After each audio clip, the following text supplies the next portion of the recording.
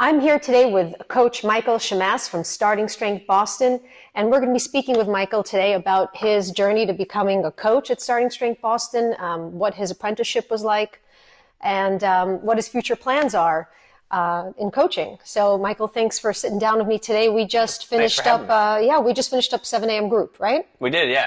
And we're running a little bit late today, but it's okay. It was a lot of fun. You've got a lot of strong people. And I can tell watching you that you love this job. Oh yeah, very much so. Thank you, by the way. Yeah. So we first spoke a couple of years ago, right? March 2020? Yeah. And 2021, actually. 2021. Yeah. And you reached out because you were just curious about the apprenticeship program and coaching. So tell me a little bit about how you got into Starting Strength and what sparked your interest in coaching. Yeah, so I'd run the program on my own back in like 2019 or something, did a bunch of stuff wrong. But I had been, I stayed into barbell training that whole time. I was, in the music industry before, so I was teaching guitar and piano lessons. Mm-hmm. That industry got kind of like shellacked by COVID. Not a good time. And then I was, I had this passion for barbell training, and I would, go on YouTube for like 3 hours every night and watch these videos. And so I saw that I was on the early interest list for this gym, saw that it was going to be opening up soon. So I saw there were apprenticeships available. I was like, it seems like a great way to get in. And to be honest, at first, I was like, I don't know if I want to do like Starting Strength. I've heard some stuff about it. I was very skeptical. And then within like the first day of like shadowing intros with Jason and Nicole, I was like sold. I was like, this is what I want to do. This is the thing right here. And when we first spoke, you were into powerlifting. Yeah. Right? Yeah. So what kind of stuff were you doing? What were your workouts Do I really like? have to embarrass myself? Absolutely. Yeah. So it was like, there was like RPE stuff and like a lot of like dumbbell stuff and like isolation movements and all this. And I was like, I was afraid of like overstressing myself. Mm-hmm. I was like, oh man, if I go too heavy, like I can't recover. And then I'm going to like mess up my whole training program. And it turns out I was just like way under stressing and like not training nearly as hard as I should be. Mm-hmm. Yeah. Mm-hmm. And now I've made like a ton more gains since then, which is great. So tell me, when you started your apprenticeship, what was your day like? What were your responsibilities and what was your time like shadowing coaches, SSCs? Yeah, so they were basically like just come in as often as possible and then you'll make the fastest progress. So I would basically come in at like 5:30 for the first class. I'd be here with Jason in the morning. We had the 2 classes then we'd train together. And then, Jason was a great mentor, so he'd go over like stuff from the prep course as well. So he gave me like a big head start on the first like 10 units. Mm-hmm. We just talk through stuff that's in the prep course and, talk about the mechanics of the lifts and the anatomy and whatnot. Mm-hmm. Then there was the midday class and then, we would train in between. We would do, good food or whatever, just talk about the gym and goals in general. Mm-hmm. And then just being around these guys and learning a lot. Jason, Nicole, Jacob as well from Tampa now. Mm-hmm. Yeah. I just learned a ton and, loved doing it and was like, I don't want to leave ever. Yeah, I just want to be here all day. You've got a great community here. So you mentioned the prep course. When you started your apprenticeship, you signed up for the online prep course. Right. And you received a mentor in the prep course. Yes. Who was your mentor? Pete Trupus. Oh yeah, Great shout guy. out to Pete. Big shout out to Pete. And how did that go for you? How do you feel like it worked with what was happening on the gym floor? So you were shadowing on the gym floor, and then at the same time you were in the prep course.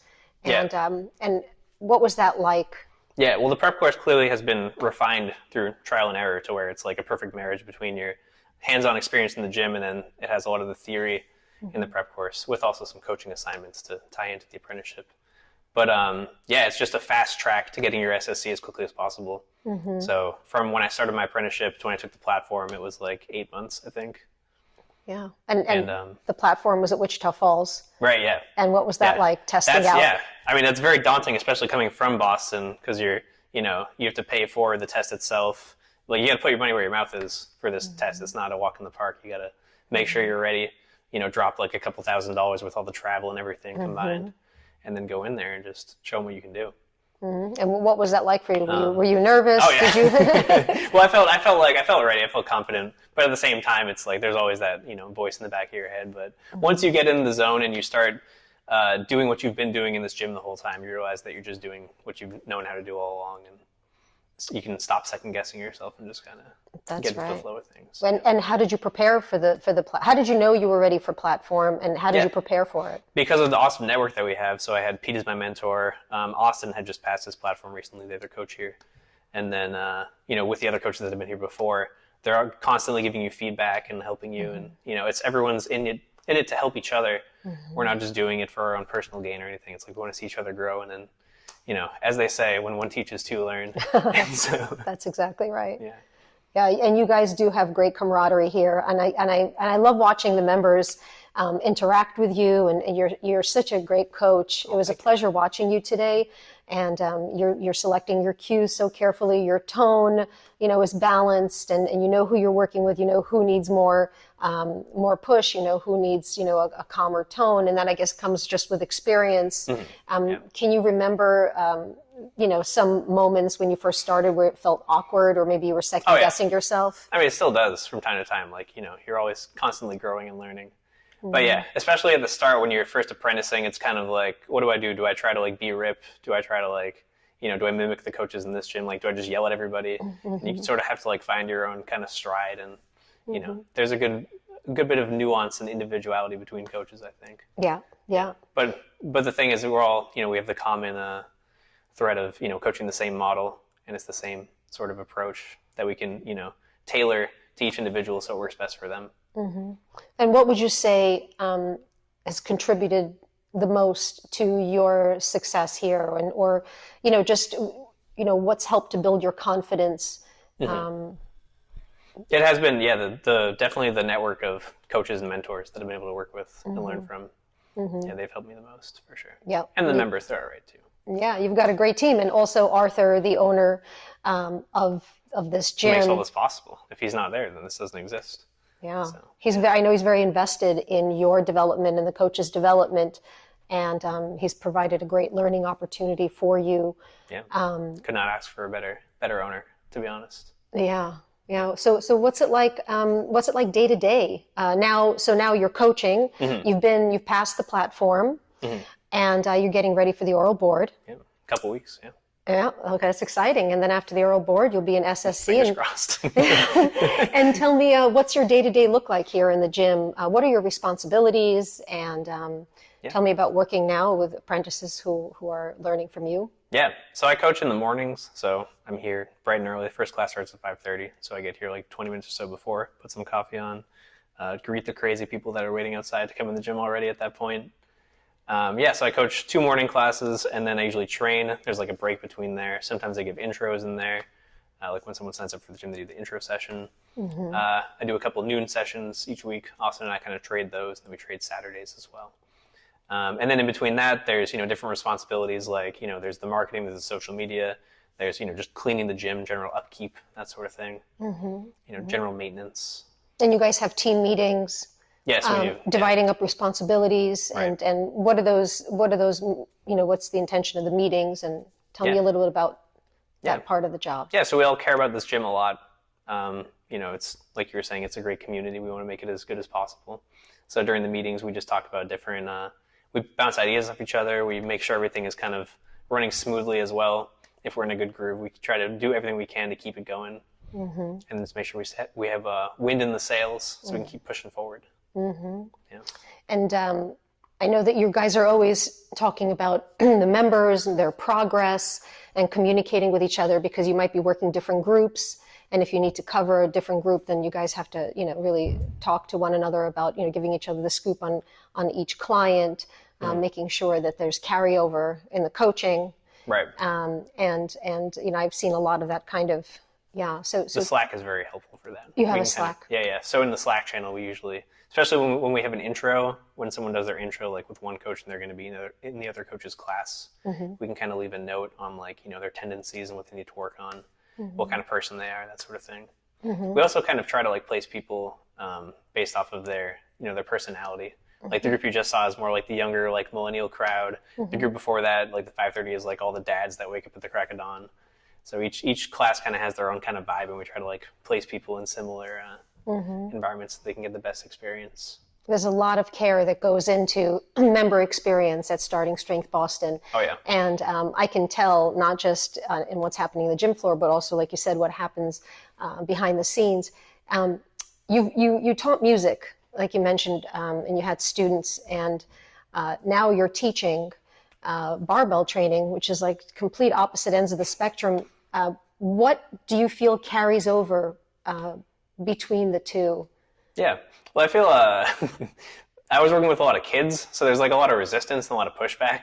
A lot of them like don't want to be there. Mm-hmm. And then with this, it's everyone's, paying to be here, so they have a vested interest and they're enjoying what they're doing. So it makes it's almost like I was kind of working on like hard mode for a little bit, and then this is a lot easier, Mm-hmm. where people for the most part are very receptive. But also just, from teaching before, you have the general, there's certain like soft skills, like, people skills, learning how to work with different people, like finding out what motivates them and what's going to work for them, Mm-hmm. reading like body language when someone's like uncomfortable with like trying a new lift or, a heavy set or something, Mm-hmm. doing things to kind of like assuage their doubts. Mm-hmm. Yeah. Yeah, you're very good with people, and I really enjoyed watching you coach today. And you said at some point, you looked over to me and you said, "I love this job." Yeah. And I hear that quite often from our coaches, which gives me just nothing but joy. And I love hearing that. What is it about the job that you love? What are the moments that stand out to you? It's definitely the people, I would say. I love that I get to come in and then we just kind of like talk shit to each other all morning.